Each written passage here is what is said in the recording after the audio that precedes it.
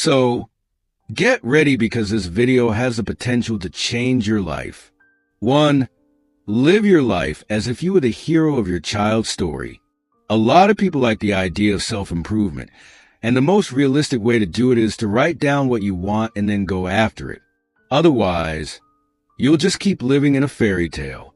If you're serious about losing weight, running a marathon in under an hour, or achieving whatever goal you have, you need to put it on paper and start working toward it.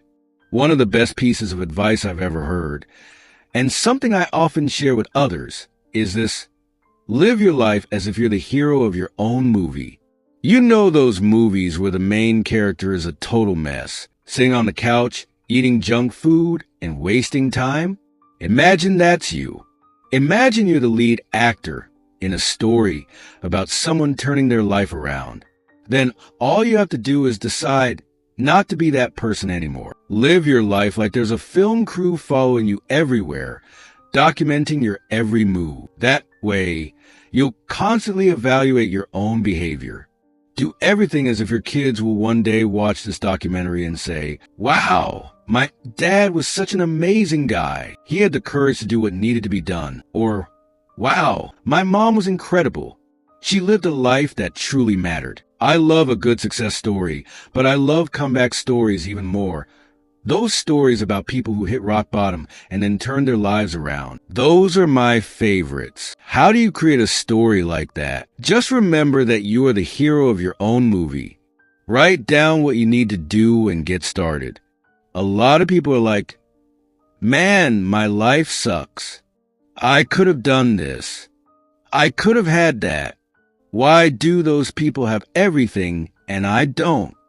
Instead of feeling inspired or working toward what they want, they sit in a corner, complaining and playing the victim.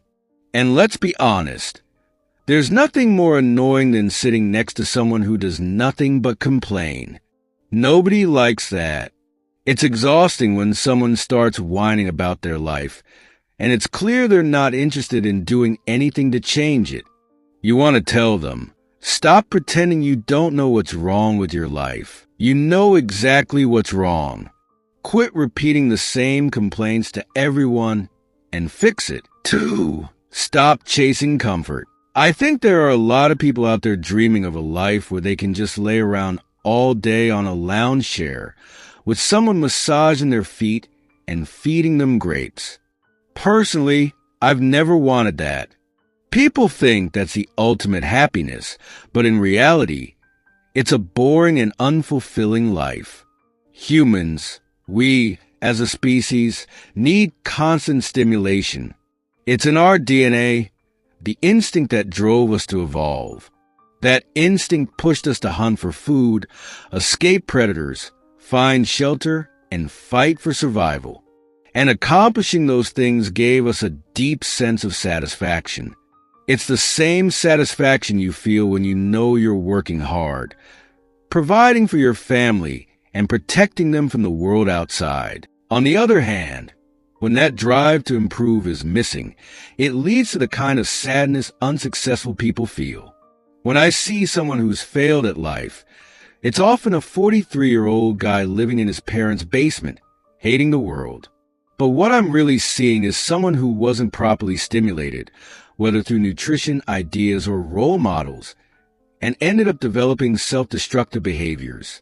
That child grew into a middle-aged adult with no future, no clue how to climb out of their situation, and eventually, they'll spiral into depression.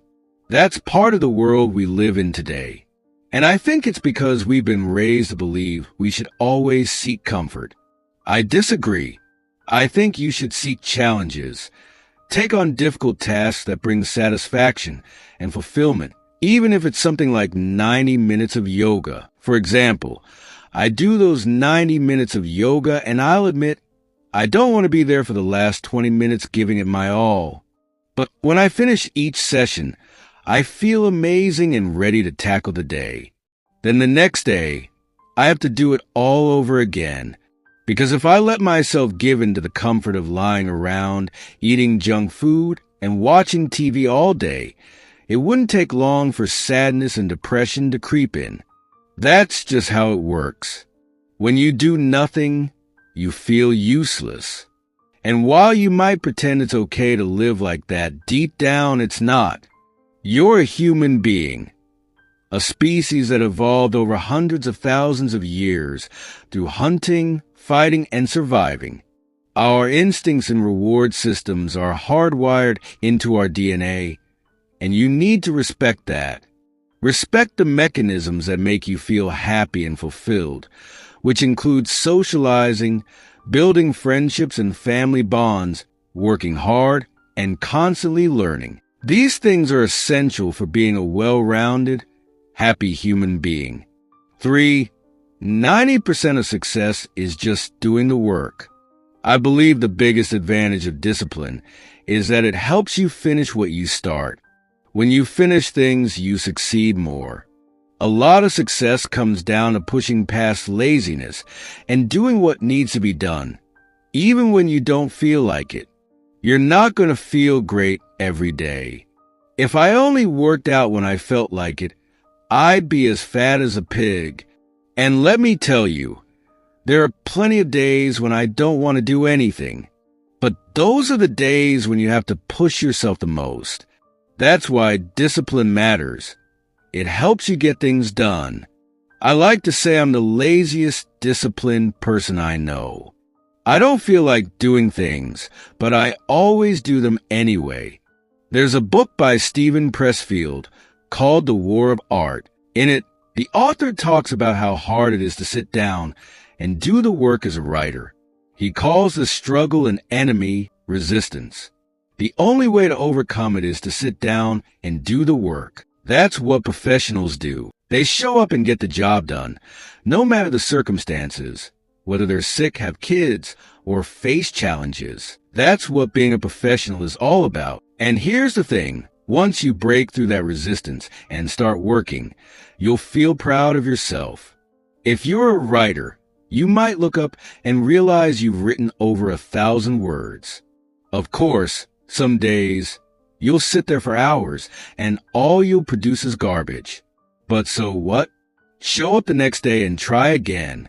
Because somewhere in the middle of all that junk, a beautiful idea will start to emerge. And in the end, you'll have created something amazing. Thanks for watching. And don't forget to subscribe to the channel and hit the notification bell so you don't miss more videos like this one. Share it with your friends, and see you next time.